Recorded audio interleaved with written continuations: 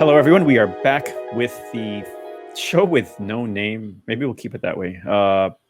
We are with Cap Maceda Aguila. I am Carl, and we're going to be talking about the stuff that goes around watches, literally, actually, because we have been asked about things like watch winders and are they needed, how to polish your case, and so on. So we're going to be going over all of those. The one we're going over now is something that kind of fell in our laps through the good people at Horology Matters, the guys that import.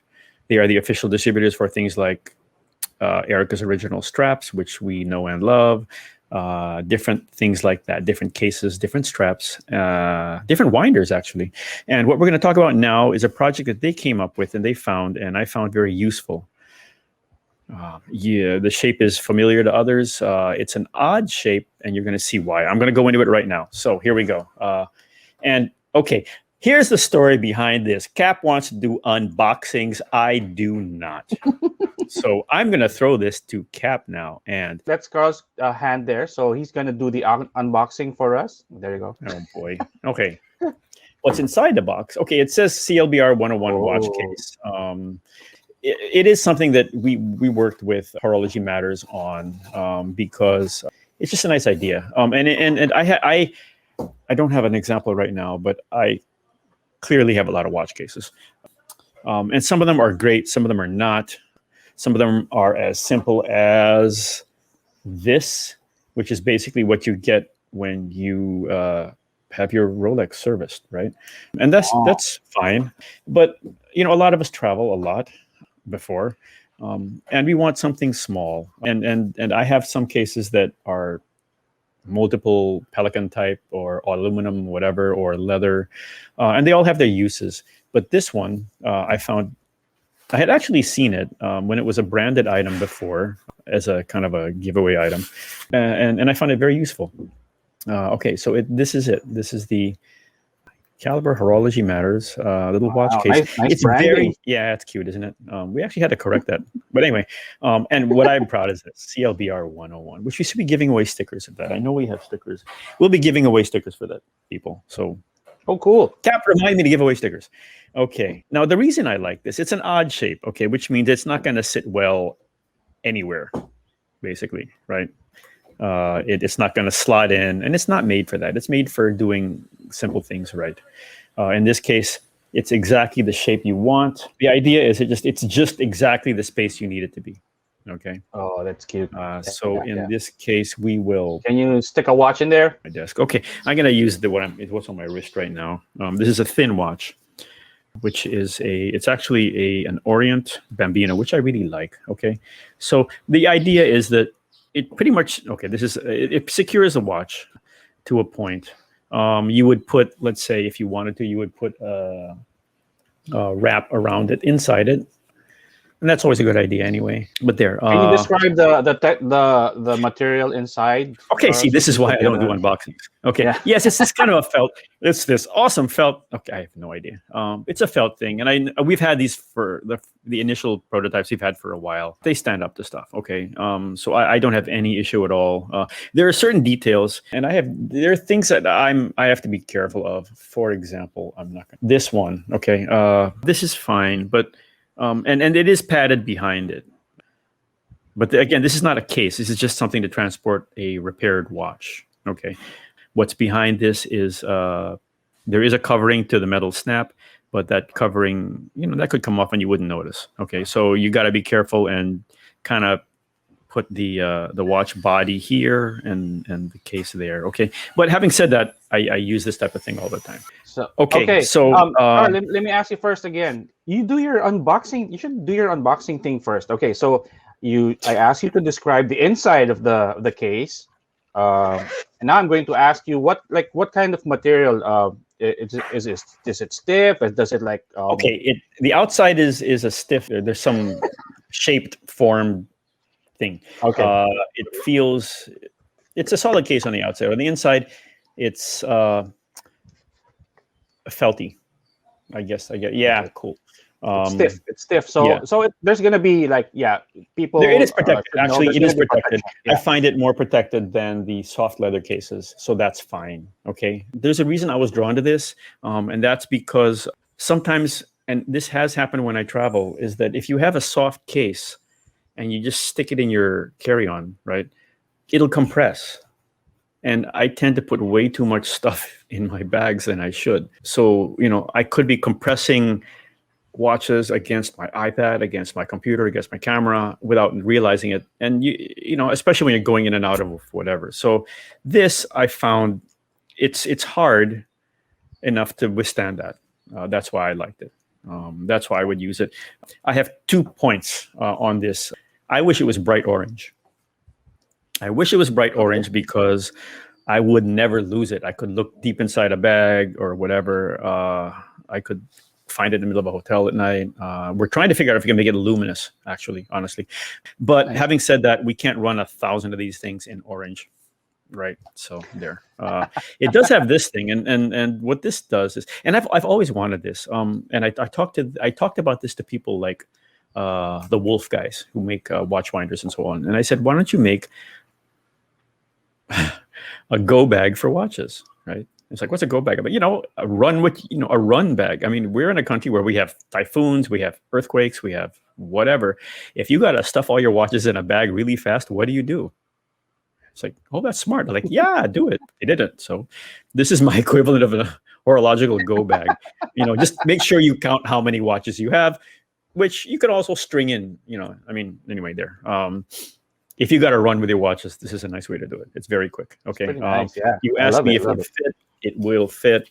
This is a fairly large, this is not a small watch. This is the Presage Chrono from when they first came out. Compare that to the Bambino. It's much thinner. Okay. So will it fit? Get in there. Yeah. Will it fit? Yeah. It's fine. There you go. Oh, nice. Okay.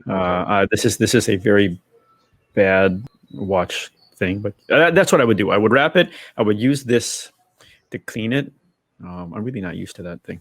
I would use this to clean it, then I would wrap it, and I would put it in there. And then I'm pretty secured about it. Okay. Let me ask you something though. When you travel, or when we used to be able to travel, right? Like how many watches would you typically bring with you aside from the one on your wrist? Okay, on my wrist would be my daily, regular, everyday watch. On my left wrist, on my right wrist would be the Apple, or a Fitbit before, now the Apple, right? I would generally not bring more than, depends on what we're doing, right? If I'm going to Basel or Geneva or whatever, in this industry, it's not unusual. Even the brand guys will bring 2 or 3 watches, if not more. I mean, I've seen people open up 20 watches at a time, going to Switzerland. What? Easy. No, because remember, it's not just a media show. They're showing watches to people. They're showing cases to people. Okay. They're showing all these things. So it really is not unusual. If you're a watch brand person, you probably have to bring watches yourself anyway, 2 or 3 of them on yourself. So I just find this a very good way to do it. Is there a sensitivity there in terms of, let's say, if you're covering an X brand, okay, would you have to be wearing, or does it help for you to wear that brand's watch while you're doing it? I don't know if that's even a legit question, but No, it's a legit question. The inside track, or probably get on their good side right away, and hey, that guy's wearing our watch. Let me get his question first. Okay, no, I don't think that will happen in terms of priorities or whatever, because in all honesty, if you are in this industry, you can't have everybody's watch, and they understand that. Okay. Now, does it help if you have their watch on when you're talking to them? It might, because it drastically improves the ability to take photographs, to do interviews. Also, it helps if their memory of you is that you're wearing a different brand when you're talking to them in an interview, that may well affect them giving you another interview. It's nothing. I don't think it's biased or anything. I think it's their job is they have to watch out for their brand. Okay. At the very least, is it an icebreaker then? It is. Okay. I'll put it this way. Any interesting watch is an icebreaker. Okay. Far more than it will be. Depends. Okay. If for example, you go to a brand and they have gotten you a special watch and it's routed through them, then yeah, oh, you got it. How is it? Or how does your father-in-law like his watch, or whatever? So yes, it's an icebreaker there, and especially since when we tend to get some of the more unusual watches, then they're like, it is an icebreaker. It is. It's just being appropriate. Basically, any interesting watches are icebreakers. The massive icebreaker for us was the bronze turtle, the one that we made, the modified one we made. That was a massive icebreaker because all the brands were asking. It had its own photo shoots by the brands, and it is true that bronze turtle that we made was was the first watch, which was technically a production run. It was a serial run, it's a tiny one, but we had the Erica's original strap on original before Stefan Sarpaneva did it, before Bell and Ross did it, and before Oris did it. And I think they actually, a lot of them saw it on our wrist before they didn't realize what Erica's was. And that's an interesting thing because that's what happens a lot, is that the brands follow what the enthusiasts are doing. For example, we were seeing hornback leather straps in the industry. The hornback is the one where I don't have one, but they use the ridges. It's not here. This is not a hornback. This is a regular strap.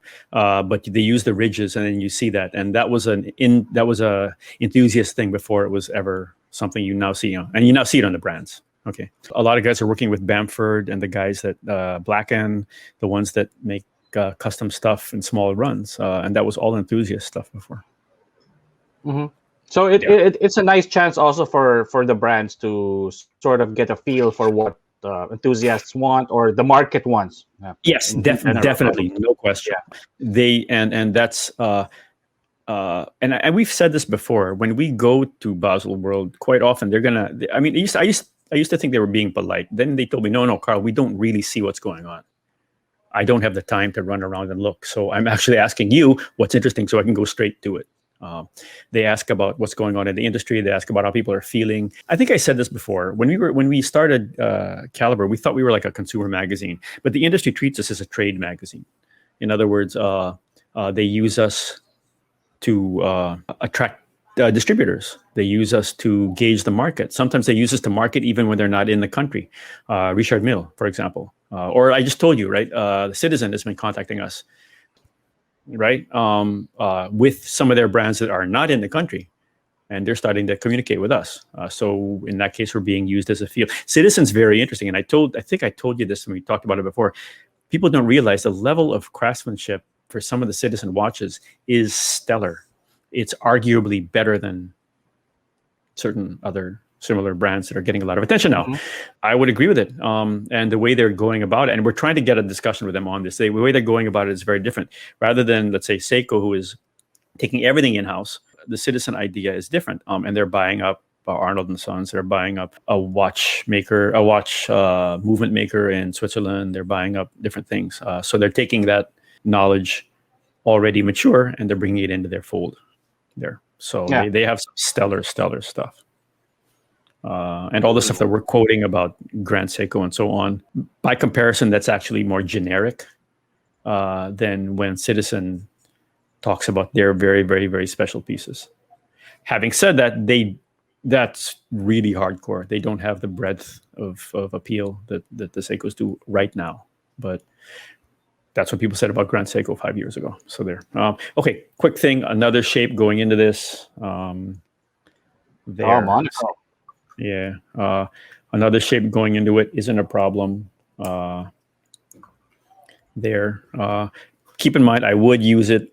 I would put this. I would put a watch rag, a watch thingy on it, but I'm not doing it now, just so that you avoid any moving around. There. Okay. Yeah. So that's that. It's a very simple thing. Horology Matters is the one handling it. They know everything. I know nothing. But I just liked it. I liked it. It was I found a use for it. There are some other. I'm going to show you another. I really like this case. I think it's brilliant. And it's simple, but it still has the same issue of compression. Okay, this is a a case from Rolex, and you can see the similarity, right? Their idea of what they have in here. They answer the other thing. They answer the fact that my concern before of having. Okay, I'm going to show you the other one. If your Rolex goes in for certain types of service, you may get this back. Very, very simple. Is there padding there, or that's just leather? Well, it's just no. There's no padding other than the felt itself. It's felt. Okay. It's just a felt pouch, basically. Okay, if you look at the back, that is. Can you see it there? Okay, that is what covers the thing. Okay. Now this is to a large extent. This is this is almost disposable from their point of view, right? So okay, wait. So that's something that you shouldn't use when you travel. Okay, it's just as you mentioned earlier, it's just something. Oh, you have. Okay. I have, just because I just grab it when I walk out the door. But no, it's not, because this is so easy to slip. It could fall out of your suitcase. The nice thing about this, odd as the shape is, it's not going to slip out, and you can clip it to something, right? You can clip it to several things. You can clip several of them together. Now, the reason I like this one is that it answers. That is covered completely. If you look at it, this is padded, but basically it's still the same thing. It's just a bit harder, and I think this is very useful. And it's useful because it will fit a vintage 60-year-old Rolex. It will also fit a brand new sub. Okay, so it fits. But once you do that, this thing expands, and that thing can be compressed. And you're going to be running. And remember, you're going in and out of multiple safety issues, safety centers, even more now, right? So your watches are going in and out of security. So it's very, very easy to slip this back in and accidentally get it pushed against your computer. Yeah. Right. I've seen on the internet some like watch. They call those watch rolls or cases. That's another way to go. Okay. They all have their uses. Okay. It really comes down to what you're going to use them for. There are some awesome watch rolls. I can't show you one right now. They're generally soft on the inside, so they compress. One thing that bothers me about a lot of watch cases is that if you put it, let's say this is okay. This is a foam thing, it's not that bad. So that, because if this is too hard, then what happens is that when you put that in, you're putting stress on everything, and I dislike that. Okay, so this is I get you. It's not that bad, but there's some of them that are really, really hard. The pillows are tougher. Yeah, they are. They don't give. Yeah, and also remember that if it comes from a brand, let's say a watch brand giving something out, they're building it for their watches. But you need to understand, okay, you don't if you have something like this that's really, really hard, and you're putting it on a vintage watch, you're putting a lot of stress on those old lugs and those screws. It's so I just like this because the next step would be. The next step up for this level of protection would be a like an aluminum case or something, right? Or a hard case, and that's just too much. It's just too much. It looks really cool, right? Like you're walking around with a silver case, but it's just too much. This is very, very around with you. It's like that's heavy stuff. Yeah, it's no joke. It gets too much attention. So that's why I like this. When are we first gonna see this? Is this hitting the market anytime soon? Okay, if you were on the Horology Matters, sorry, I interrupted you. If you're on the Horology Matters website, their Viber group now, you'll already have seen the teasers, and he's giving all those guys the first crack at it, I guess.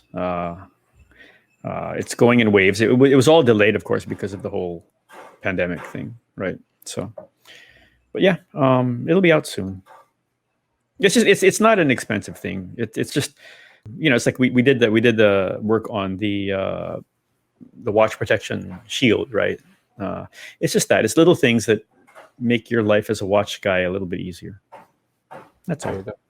It's not the coolest thing in the world. It's not the best thing in the world, but for me, it's something I would use. I put a couple. It looks like it works. I mean, you know. I like the build quality. I like the the look of it, and yeah, to your point, it's going to reasonably stand, or keep its integrity, even if you like yes pack it in your bag with heavier stuff.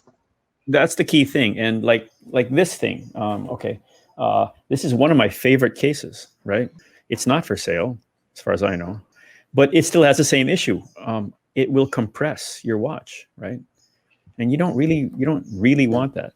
And I'm not the smoothest person when I travel. I mean, I know I may look smooth, but I'm not. I'm a mess, right?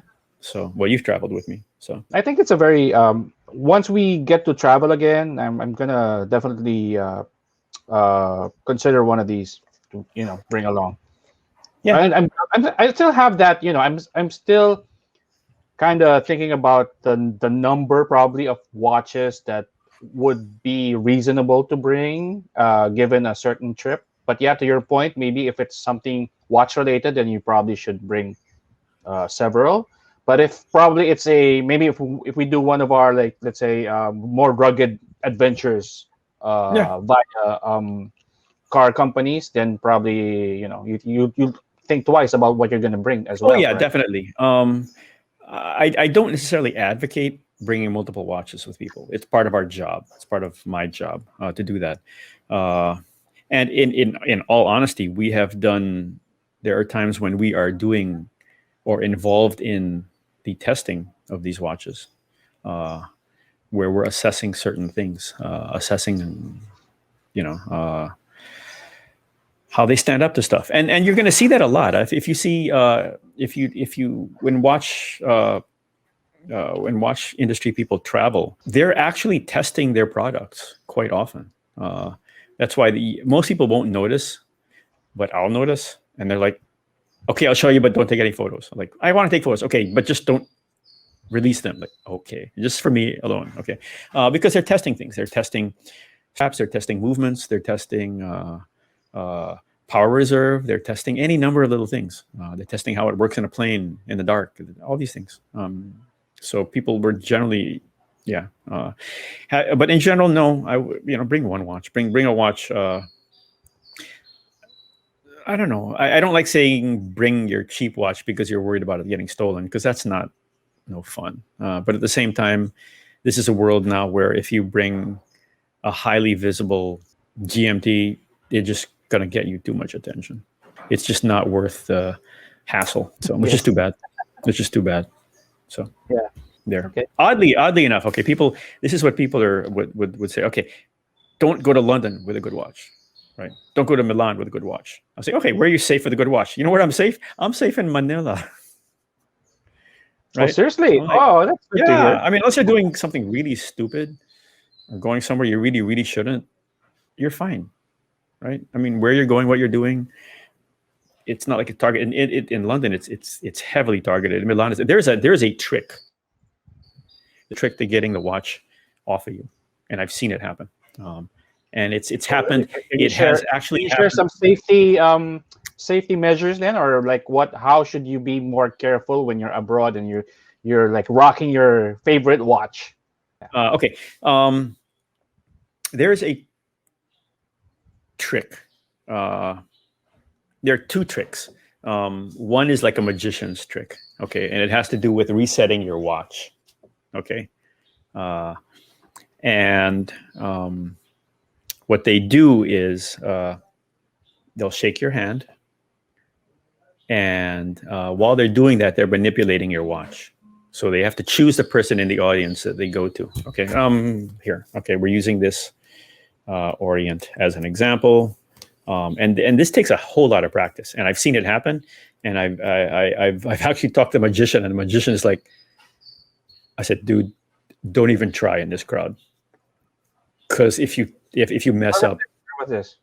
It was in some event, and he came. Okay. Anyway, okay. The idea is this: when you shake hands or when you do something like that, and this is a magician doing all this, and he's kind of talking to you and distracting you, right? While he's doing that, he's rolling your watch. you can't see it. Okay, he'll be rolling be rolling the crown. Okay, or he'll do a quick click, and he'll roll the crown, and then he'll say, "I'm going to move you in time, right? I'm going to move you in time, and you're going to lose an hour." And he said, "Really? Look at what time it is now." And you go, "Oh, there." Okay, that's very easy with older watches. It's not so easy with newer watches where you've got a crown guard and a double locking thing and whatever. It's impossible on Panerais.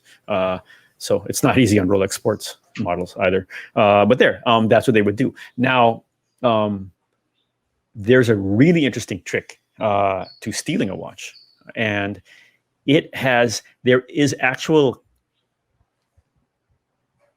they're denying this, but a head of state almost got his watch stolen in broad daylight on a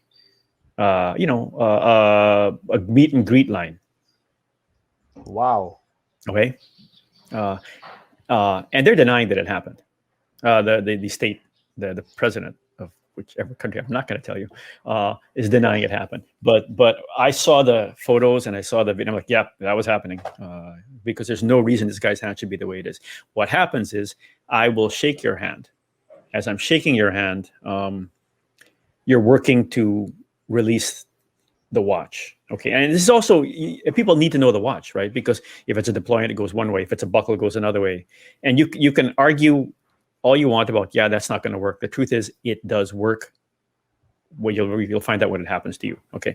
And it's also psychological because there's a point where they want you to know, because they're going to kind of like grasp your watch. And when they're doing that, something else is going on. It might be that they're doing this and they're doing that. They're doing like a shaking your hand thing or whatever. And while they're doing that, your first reaction is to pull your hand away. When you pull your hand away, the watch stays with the guy. Oh. Right? Yes. Wow. So there. And I saw the photos of this president. And it was happening. And it was happening with his security around him. Oh my goodness. Okay. Yes. Do you know what his watch was? I'm just curious. Yes, I do. I know I'm not going to say. I can't say. Okay. But the repercussions were that afterwards he went out without a watch, and then he was hit for being you're not one of the people, you care too much or whatever. So then he went out again with a watch. But it's just it's usual political stupidity, right? But that's a bummer. That's a bummer. Yeah. Okay, so we are done for this one. We are done talking about our new toy, which is the Calibre Horology Matters little case. We like it. It's fun. Check it out. Thank you very, very much. We digressed a lot, as always. We ended up talking about magic tricks and watches, which we're going to get into another time. And I don't know if they're going to show it, but the story I gave is true. It actually happened. Anyway, there. Thank you very, very much for joining us. Thank you for being along in our little No time for a name. That's it. No time to remember what we call it. Okay, there. Thank you very, very much. We're going to come back soon with stuff about. We just came from Watch Week, LVMH Watch Week, and Cap was blown away, and we had great conversations. They were really, really cool. That one guy from Zenith was awesome. He gave quotes to Cap that Cap can never use. It's great. It's awesome. It's all passion, man. It is. Totally felt that. I never thought people could get that worked up with watches. No, that's what people don't realize. People think that we're talking about things, and we're not. We're talking about stories. Yeah. We're talking about lives. We're talking about these great. I mean, look at that guy, right? I mean, you could feel the passion coming off of that guy, and it's very, very cool. So, and we got that recorded, so we're going to share it with everybody.